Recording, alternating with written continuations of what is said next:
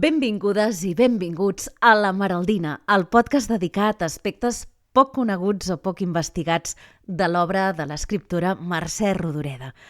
Avui arribem a l'últim programa d'aquesta primera temporada i us hem de dir que estem molt contents d'haver tirat endavant aquest projecte. Estem tan contents que farem tots els possibles per fer una nova temporada de La Maraldina d'aquí uns mesos, aquest mateix any, aquest mateix 2023.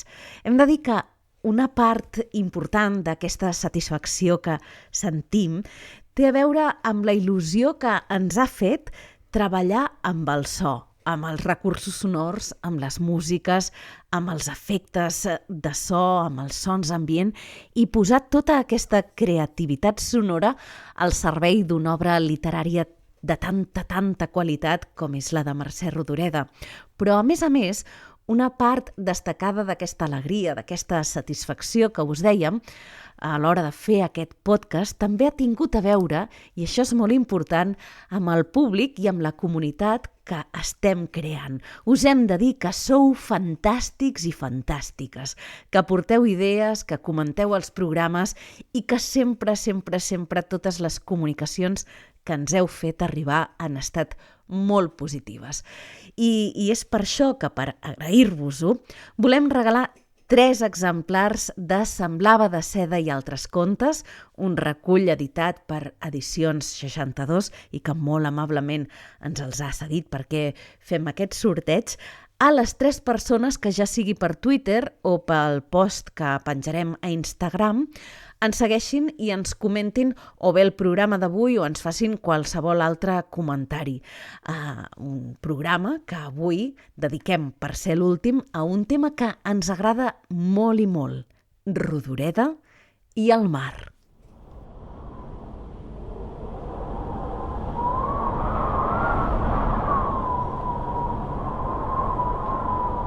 La Maraldina és una muntanya amb un pou. De dintre seu se'n treu pols vermella i aquesta pols, barrejada amb aigua, serveix per pintar les cases del poble.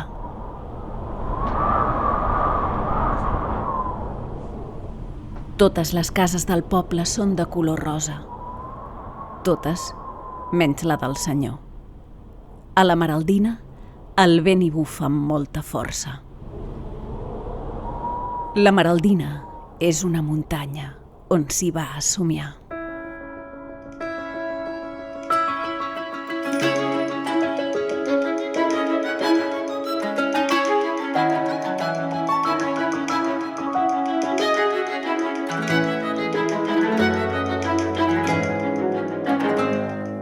A mitjans del mes de juny de l'any 1956, Mercè Rodoreda, que encara era a l'exili, va viatjar amb Autorail i amb tren des de Ginebra fins a Barcelona. I anava per rebre el Premi Joan Santamaria que impulsava un vell company d'exili, l'escriptor Rafel Tassis, que ja feia uns anys que havia tornat a Catalunya. Havia sigut en Tassis mateix el qui li havia demanat a l'escriptora que participés en el premi i que li enviés un conte. I ella, per carta, li va fer arribar Carnaval, un text que, com a mínim, estava escrit des de feia 10 anys. En aquella ocasió, Rodoreda va guanyar el premi i va haver de venir, de viatjar fins a Barcelona per recollir-lo.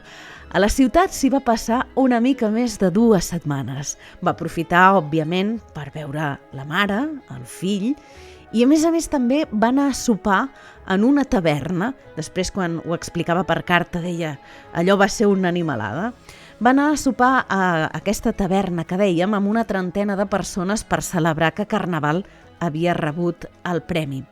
I entre altres coses, en aquestes 2 setmanes que va estar a Barcelona l'any 56, va trobar alguns moments per escriure cartes al seu company Armand Obiols, que s'havia quedat a Ginebra. 21 de juny del 56, Barcelona. Perico, suposo que rebràs aquesta carta per Sant Joan. Moltes felicitats. No sé si m'has escrit perquè d'ençà del sopar no he vist en Tassis. Vaig dir-li que t'enviés catàlegs. Si els has rebut, envia la llista dels llibres aviat. En principi, vindré el primer del mes vinent.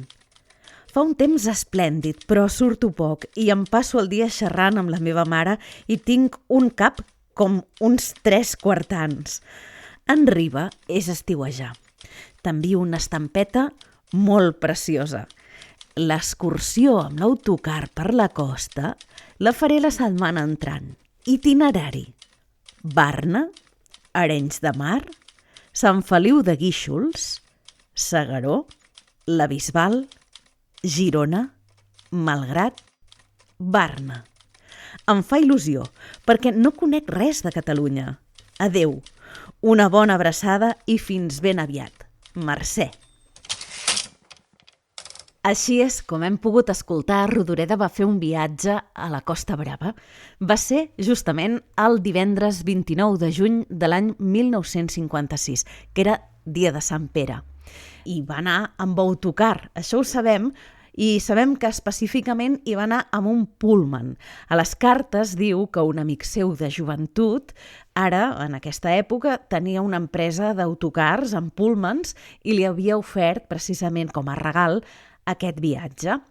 L'autocar va sortir de Barcelona a les 7 del matí i Rodoreda va tenir ocasió de visitar, com escoltàvem, Arenys de Mar, Sant Feliu de Guíxols, S'Agaró, la Bisbal, entre altres poblacions, moltes d'elles localitats amb costa, amb platja, amb mar. És probable que aquesta excursió, que una mica va de passada, no?, i que tenim gràcies a aquestes cartes, sigui molt més important que no pensem en l'obra narrativa de Mercè Rodoreda. I m'explico. Cal considerar, per exemple, que una de les poques localitats de la novel·la Quanta guerra que surt amb el seu nom a l'obra, sabem que Quanta guerra és un llibre on els espais són una mica inconcrets, no? I per tant, quan apareix una localitat amb nom i cognom, queda molt destacada. Doncs precisament hi surt Arenys de Mar, que és una d'aquestes localitats que Rodoreda va visitar l'any 56. Però és que, a més, hem de pensar que al cap de 3 anys d'aquesta excursió amb autobús cap a la Costa Brava, Rodoreda va escriure una novel·la. Va escriure una novel·la després de temps de no exercitar-se en aquest gènere i precisament sembla una novel·la totalment inspirada en aquesta excursió. Es tracta del llibre Jardí vora el mar.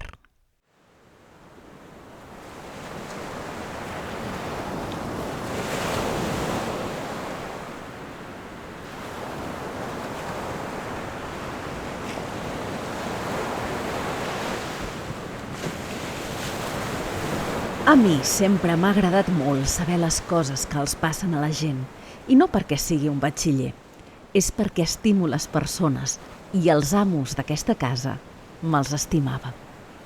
Però de tot això fa tant de temps que de moltes coses ja no me'n recordo perquè sóc massa vell i de vegades m'embolico sense voler. No calia pas anar a veure pel·lícules a l'Excelsior les temporades d'estiu quan venien amb els seus amics. N'hi havia un que pintava al mar. Feliu Roca es deia. Havia fet exposicions a París i em penso que a Barcelona és conegut i ha guanyat molts diners amb aquesta estesa de blau. L'havia pintat de totes les maneres.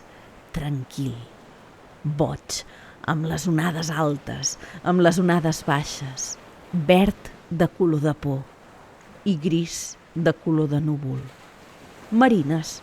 Deia que feia marines i els seus amics li deien que havia de fer taques, que és el que agrada als americans, i se'n reien i deien que al mar ja hi havia hagut massa pintors que l'havien pintat i el noi, un galant xicot amb el cabell tirant a ros i uns ulls blaus una mica adormits, com ensonyats. De vegades quequejava, quan no li sortien els colors com ell volia, vull dir això de la barreja, i em deia: és més difícil de pintar aquesta bèstia blava que cuidar-se de les flors.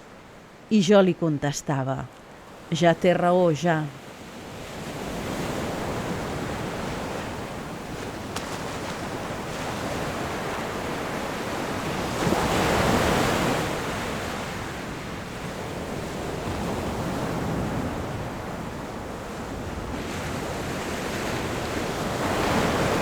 Aquest és el començament de la novel·la Jardí vora el mar. Està narrada, ja ho heu vist, per un jardiner que es cuida de les plantes i de les flors d'una casa d'estiueig. El lloc no el sabem, però sí que és claríssim que és un punt inconcret de la costa catalana. I deixeu-me dir que durant tota l'estona que estàs llegint Jardí vora el mar, sents, sí, el vent per entre les plantes, però també sents el vent per sobre del mar. És una casa de gent rica. L'habiten els buigues que només hi van als estius. De fet, tota la novel·la està basada en 6 estius. Els protagonistes són el senyoret Francesc, la senyoreta Rosa Maria i també els amics que venen a fer-hi estada durant l'estiu. Però a més d'aquestes persones riques que són els amos de la casa, també assistim a les xafarderies del servei de la cuinera que es diu Quima o, per exemple, d'una minyona brasilera que es diu Miranda i que és una mica particular. I, a més, també els distreu molt una mona que han comprat i que constantment corre pel jardí. De fet, aquest és el plantejament, però la trama realment no es comença a desenrotllar fins bastant endavant en l'obra i es desenrotlla gairebé en forma de tragèdia. Resulta que apareix un antic amor de la senyoreta Rosa Maria. Es diu Eugeni. Tots dos s'havien conegut quan, en el passat, de molt jovenets, eren més aviat pobres i vivien a Barcelona, en el mateix barri on va viure Mercè Rodoreda quan era joveneta, quan era petita, no? De fet, en aquesta història, un dels moments més importants, la tragèdia més grossa, succeeix i té a veure amb l'Eugeni i amb el mar.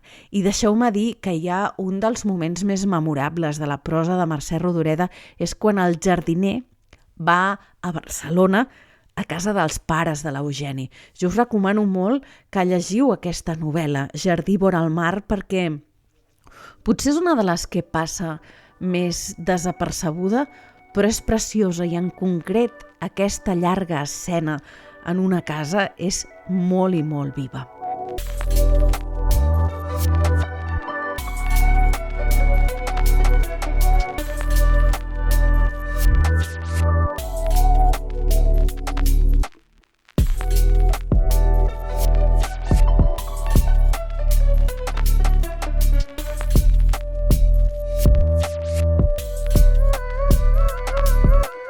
Rodoreda va escriure Jardí vora el mar molt de pressa, si hem de creure el que diu ella al final de la novel·la, perquè Rodoreda ho feia ben sovint, això sobretot amb les novel·les, d'escriure quan començava i quan les acabava. I si hem de fer cas a les dates que hi posa, diu que la va començar l'1 de setembre de l'any 1959 i la va acabar 17 dies més tard, el 17 de setembre del mateix any, no? O sigui que ja ho veieu, 3 anys exactes després d'aquella excursió que va fer a la Costa Brava. Devia anar tan de pressa a escriure-la perquè volia presentar-se al Premi Joanot Martorell i aquest premi, com encara passa ara amb el seu substitut, que és el Sant Jordi, s'ha de presentar o bé a final de setembre o bé a començaments d'octubre, no? I suposo que és per aquesta raó que va anar tan ràpid. Després sabem que la va reescriure una mica l'any 66, però sí que va sortir, doncs, amb 2 setmanes gairebé, doncs, la va tenir, no? Feia, com us he dit abans, molt de temps que Rodoreda no conreava la novel·la, perquè, de fet, s'havia passat molts anys amb una depressió forta. Constantment a les cartes s'està queixant, que diu que creu que té a veure amb el mirall, que quan es mira al mirall diu que veu que s'està envellint i que això la té molt ensopida. I després, a més, si us recordeu, va estar molt de temps amb el braç paralitzat, cosa que li impedia d'escriure textos molt llargs, no? I en part per això es va dedicar al conte. Per tant, veiem que l'any 59 una mica es desencalla i vés a saber si és el mar el que ho desencalla tot, no? Bé, en part també podria ser que feia estades a balnearis i feia banys d'aigua, no? I es feia visitar per diversos doctors. Però en certa manera sí que hi ha un desencallament en aquest any 1959, perquè hem de pensar que ja l'any següent va ser el seu gran any, perquè va ser l'any en què va escriure La plaça del Diamant.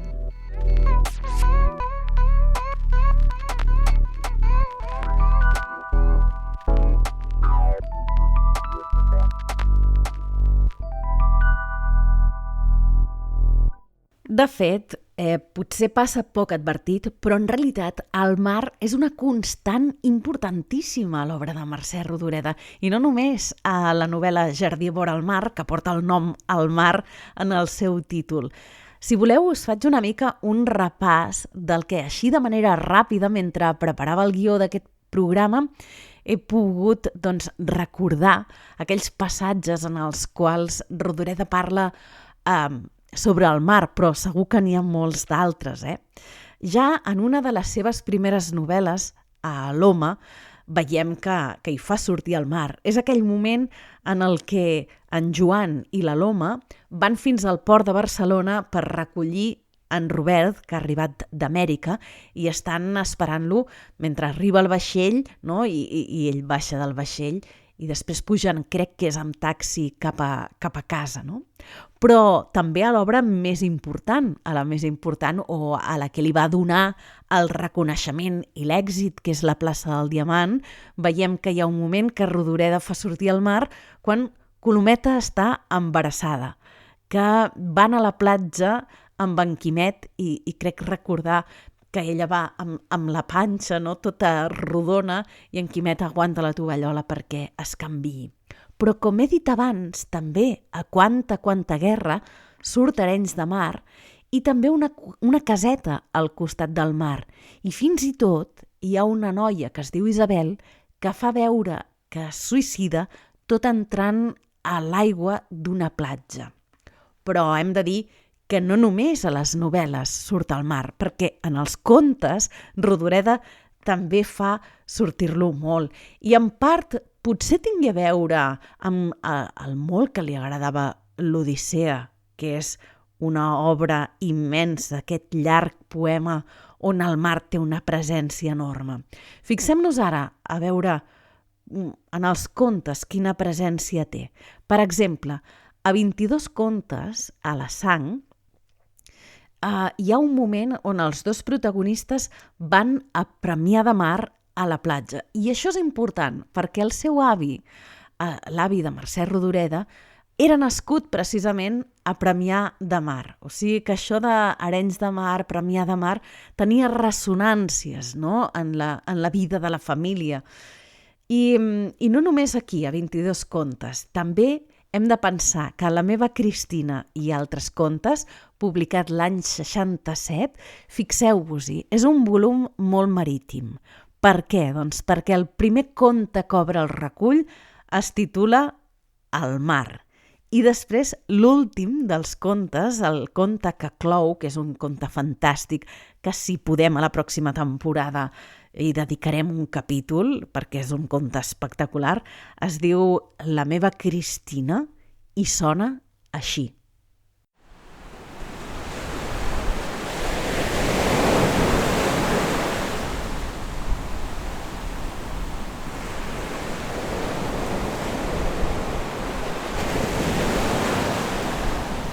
Tot el mar era un gemec i un bufarut i farbalans d'onada, i jo agafat i llançat, llançat i agafat, escopit i engolit i abraçat al meu tauló.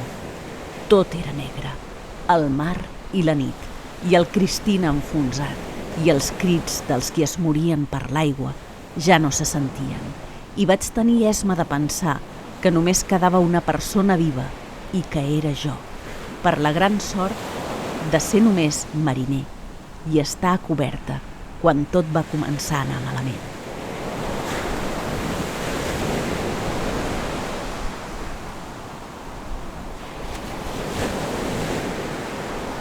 Ja ho veieu, el mar amb tota la seva potència. Segur que hi ha altres passatges de Rodoreda on surt aquest gran blau. Us convidem a buscar-los, si els trobeu, o també si voleu fer qualsevol altre comentari sobre el programa, sapigueu que podeu guanyar un exemplar de Semblava de seda i altres contes, un recull en el qual, almenys, en el primer dels relats, que es titula Adalits, també hi ha moltes referències al mar.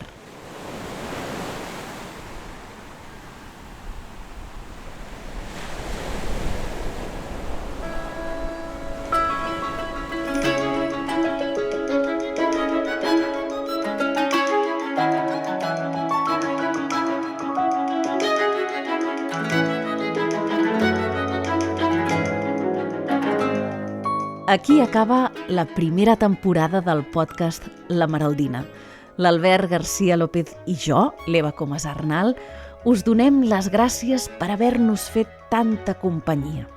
Ens tornem a trobar d'aquí poc, a la segona temporada de La Maraldina.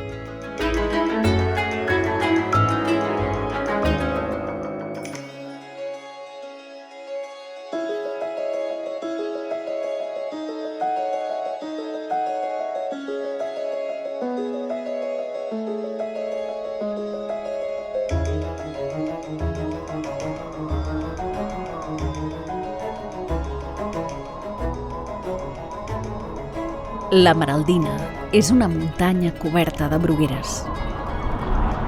El vent que hi bufa porta ànimes. A la Maraldina hi ha una cova.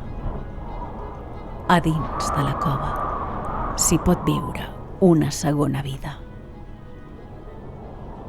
La Maraldina, un viatge a l'univers menys conegut de Mercè Rodoreda.